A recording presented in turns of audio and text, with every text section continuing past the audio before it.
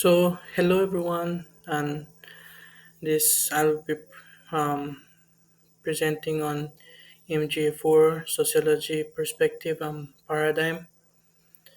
So, my group member and I, it's myself and Pleven Tamay. And to start off, um, what is sociological perspective? So, sociological perspective is basically more like is a way of looking at society and humans' behavior that focuses on the influence of social forces, institution and groups interaction, meaning that it's everything at once, not consisting of only one family or a community or a village or town. It's everything. Why is it important? So it is very important for us and for everyone to understand the connection between individuals' behavior and larger society. Alright, now so we go with description of each paradigm. So there are three paradigms, which is structural functionalism, social conflict, and symbolic interactionism. So structural functionalism is a social life is a system of independent parts that work together to maintain stability and cohesion. Social conflict, social life is shaped by competition, inequality, where dominant groups exploit others to maintain power, and symbolic interactionism.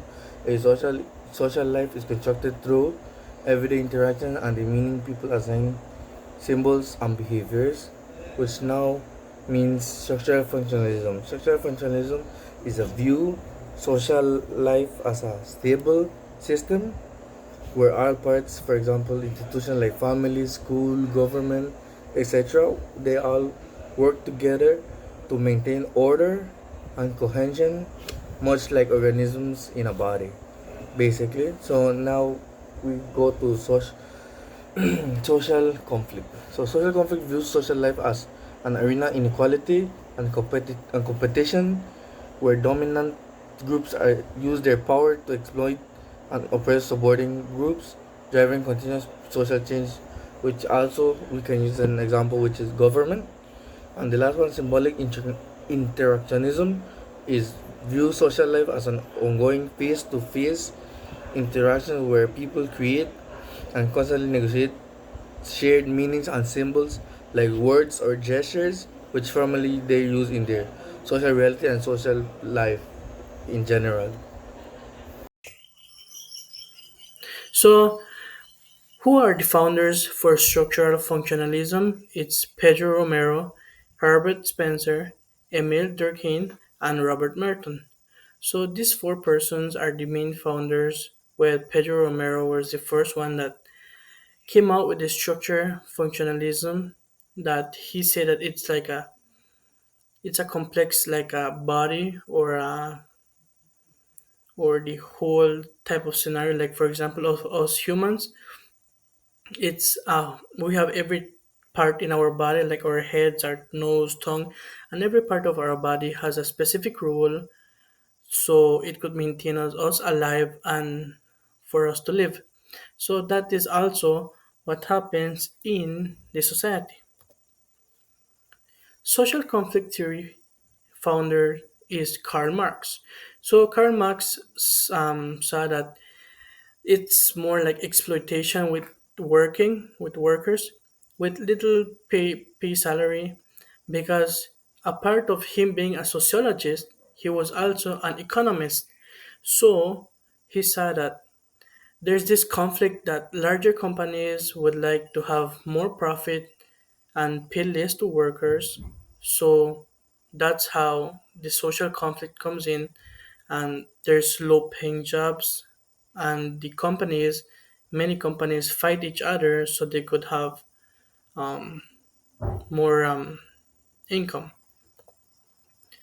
So for symbolic interaction founders, it's George Herbert Mead and Charles Horton Cooley, that they were the founders of this, due to them saying that nowadays we all have like different types of symbols, Like for example, a wedding ring. A wedding ring is just like a round metal that goes around your finger, but in today's culture, we all know that it's a symbol for commitment to a marriage or to the love to one another. So, structural functionalism, the main idea. As I said previously, society works like a system or a living organisms where different parts such as family, education, religion, and economy each have functions that contribute to the stability in order to survive the society in a whole. So the principles is society is a system in interdependence of parts. So it's made of different parts like education, religion, government, economic, and the functions of structures. So the points are society is like a system made of parts, as I've said before. Each have a rules and norms. The concepts, there's complex systems and there's not. So for social conflict, it's inequality with power and resources and opportunities. Principles is based on equality. The points are society are unequal. Concept is society is organized around competition, inequality. As I said, the richer, it's basically the richer get rich and the poor, well, they struggle to survive. And symbolic interactionism, as I mentioned previously, it's more like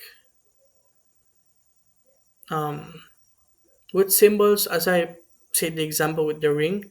So that's for everything like church or for household or etc. Alright. So lastly, we move on the importance of the part of each paradigm that helps us in understanding society and human behavior. So we go with the first one is structural functionalism. So structural functionalism highlights how social institutions and norms maintain stability, which help us in understanding the roles each person slash people play in society and why it resists to changes that happen. So, secondly, social conflict. Social conflict reveals how inequalities and power dynamics shape behavior and social structures, offering insights, social tension, activism, and systemic change. Lastly, sorry, symbolic interactionism. So, symbolic interactionism focuses on the meaning individuals create through interactions, helping us grasp formation, communication, and the fluid nature of social reality slash social life in general. Thank you. So that conclude our presentation.